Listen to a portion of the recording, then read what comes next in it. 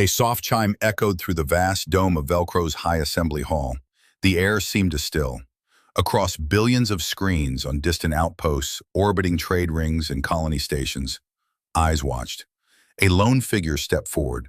Dustin Marin ascended the obsidian ramp, surrounded by a sea of alien stares. The council's grand tiered chamber rose around him like an amphitheater carved for gods. He didn't pause. He didn't smile. His suit was simple, dark, unadorned, a diplomat's armor. As he reached the central podium, the overhead light panels subtly shifted, focusing the galaxy's attention. Above him, a high-resolution hologram flickered to life, projecting his face across every network connected to the galactic net. "Today is not about concessions," Marin began, his voice cutting through the silence like a blade.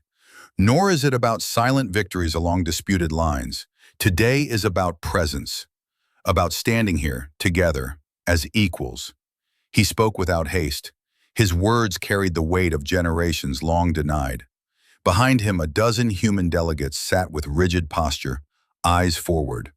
Around them, alien representatives from every known member species observed in grave silence.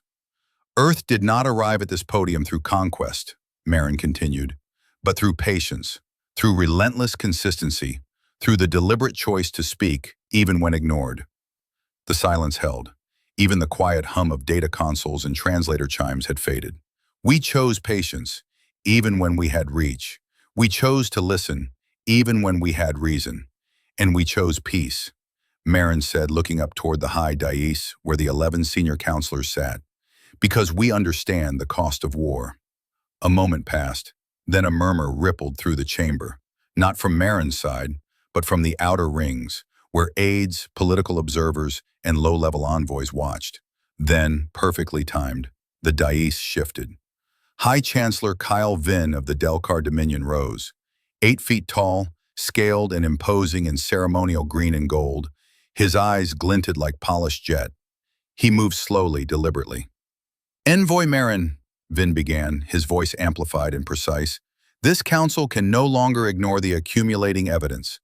Dustin Marin, appointed representative of Earth, is hereby accused of subversion and unauthorized technological manipulation in neutral sectors." The words dropped like a hammer. Gasps, shuffling. One of the three-eyed Thal Confederation observers blinked rapidly in disbelief. On the other side, the gray-skinned Athelans exchanged glances. The feathered Vexi twitched with unease. From the human delegation, Captain Dick Monroe instinctively stepped forward, only to be blocked by 2 guards armed with electro-staves. Marin raised a hand, calmly. He did not look away from Vin. "Subversion," Marin said, voice even. "On what basis is this accusation made? What evidence supports it? Why was it not brought before the mediation panels?" No reply. Council guards began to move, not quickly but with a sense of inevitability. 2 approached from the wings, 2 from the perimeter. Marin stood firm. "Is this how we operate now?" he asked, his voice louder, aimed not at Vin but the entire council. "No hearing, no evidence, no protocol, just accusation and punishment?" Still no answer. Some counselors turned away. Others leaned forward, eyes narrowing, not in sympathy but scrutiny. The guards reached him. "You are making a mistake," Marin said quietly, each word sharp as steel. "Not just with Earth, but with the galaxy. If this is what justice has become, then you are already lost." A pause. Above, a med drone detached from the ceiling, silently, not to assist but to record. Chancellor Vin gave a single nod. What followed was swift. One guard drew his arc pike and drove it through Marin's chest. A blinding burst of plasma, the sound, a sharp crackling snap, echoed through the hall. He collapsed, slumped at the foot of the podium. Smoke curled from his suit. The silence that followed wasn't stunned. It was hollow, heavy. Dick Monroe's jaw clenched. He didn't speak, he didn't move. Behind him, Dr. Dana Miles, a civilian xenocultural analyst, dropped her translation module. It shattered on the stone floor.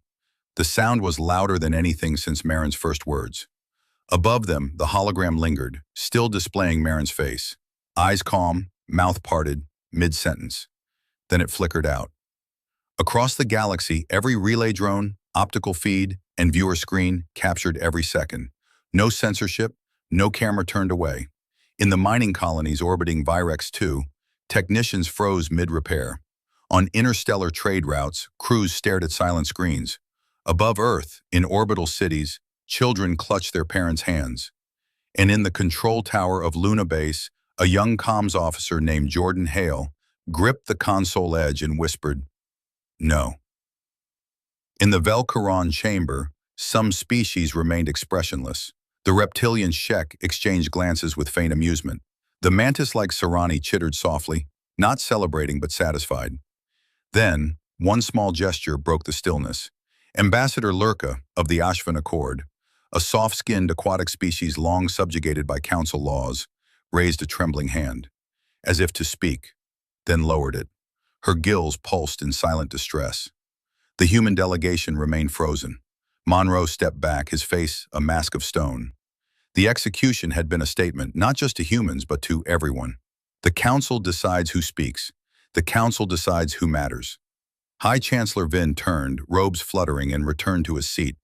The podium lights dimmed, floor crews emerged, quietly dismantling the speaking stage. Protocol resumed. The broadcast did not end. No one else spoke, not for the rest of the session, not for the rest of the day. The final image, Dustin Marin's body in a pool of blood and light, became the most replayed visual, and within 3 hours it wasn't seen as the fall of a man, but the collapse of diplomacy. In silence, the seed of something greater had already been planted. Luna Base, Earth Defense Operations. The hologram flickered into silence. General Calvin Powell stood motionless, hands clasped behind his back. He did not speak. His face didn't move, but tension ran like a wire through his frame. Around him, officers and analysts remained frozen. On the main screen, Marin's body still lay at the podium. The broadcast hadn't cut, as if the Galactic network itself was stunned. "Cut the feed," Powell said, voice low. Lieutenant Ezra Quaid keyed the command. The screen went black. Silence. Then Powell turned. "Get me the council," he ordered, his voice steel. The Earth Security Council was already assembling. Within minutes, the central wall filled with faces. Admiral Thomas Greer, Director Hugo Wren, Strategic Command Chief Marcus Hale, and others. Each face pale, grim, unmoving. They all understood. Something irreversible had begun. Let me know if you'd like this formatted into a screenplay, narrated video script, or prose fiction.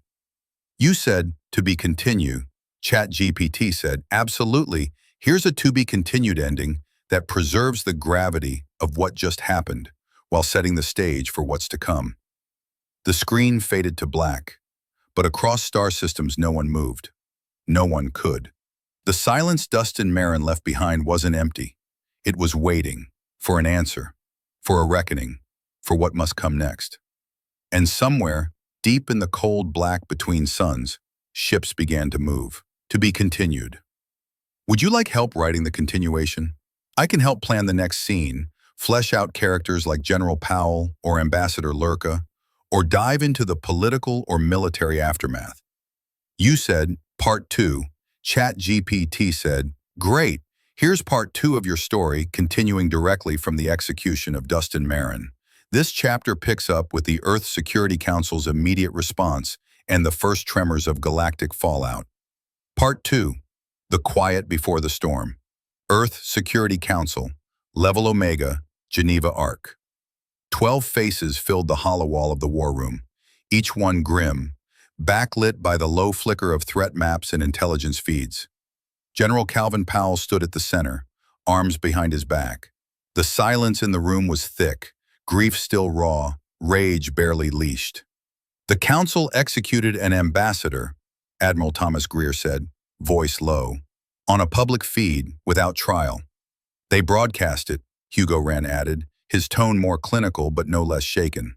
"Intentional, a signal, not just to us, to everyone." "This was more than a murder," muttered Strategic Chief Marcus Hale, jaw tight. "It was a shift in doctrine. They're not hiding behind diplomacy anymore." Powell didn't move. He spoke quietly, but each word carried the weight of command.